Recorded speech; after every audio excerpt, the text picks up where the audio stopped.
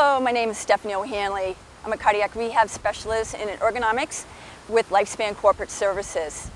Today we're going to talk about the strong relationship of physical activity and cardiovascular health. Numerous studies have been done by American Heart Association, the U.S. Surgeon General Report, and the Center for Disease Control showing the strong correlation between the increase of physical activity and a decrease of cardiac disease and stroke. Now, what is physical activity? Physical activity involves getting up and moving. Getting up and moving for at least 30 minutes, 3 to 5 times a week.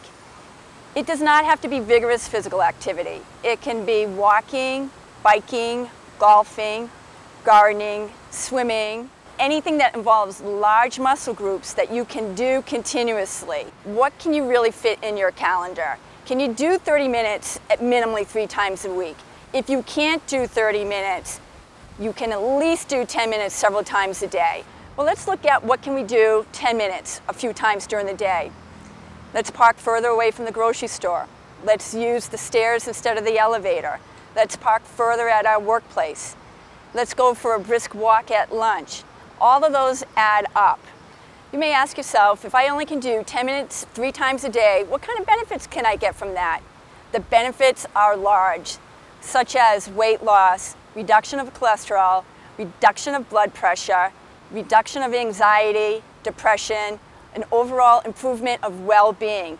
These benefits will have a huge impact on your overall lifestyle, because if we have an ideal weight, if our blood pressure is low, and if our cholesterol is low, those risk factors alone decrease our onset of heart disease. If you're looking for weight loss, you really should exercise 7 days a week. Frequency is important when you want to balance your weight and look at losing some weight. And the other most important thing is how hard you should exercise. There are many different schools of thought on how hard we should exercise. What I like to use is the traffic light theory. As you're doing your walking program or any type of exercise that you have chosen, if everything's feeling good, fairly light, that is your green light. If it's starting to feel a little harder, that's your yellow light. Just be aware that it's starting to feel tougher.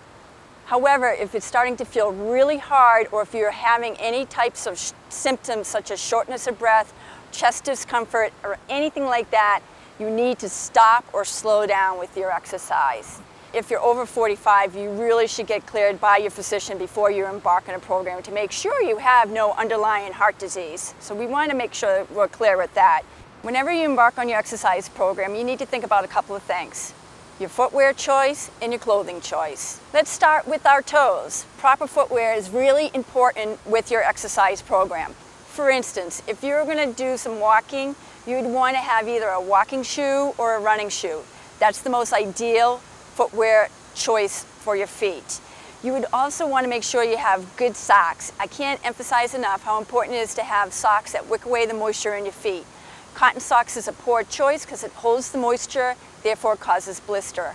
The other thing to think about is loose fitting clothes. You don't want anything tight because you want to be able to breathe. Because while you're doing activity, and especially in hot, humid weather, your heart is working extra hard to keep your body cool. So you want loose fitting clothes, and ideally clothes that wick away the moisture also.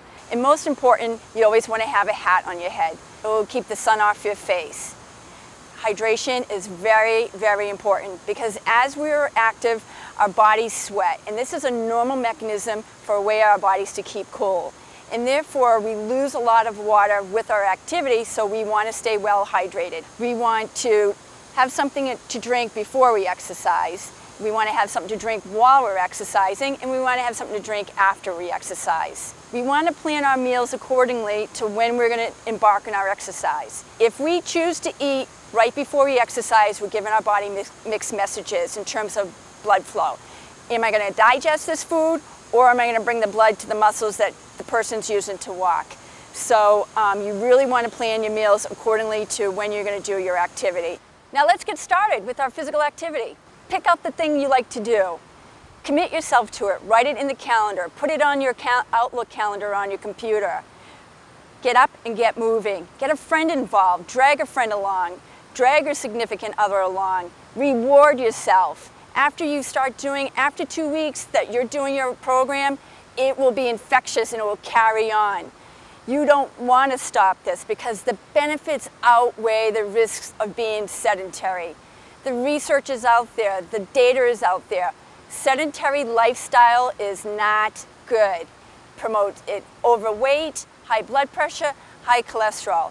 The thing is, you got to get up, get moving, and get started. And once you get started, make sure you reward yourself.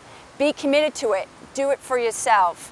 And always, like I can't emphasize enough, reward yourself. Reward yourself with that nice dress, that nice pants, that new tennis racket, that new golf club, anything to keep you moving.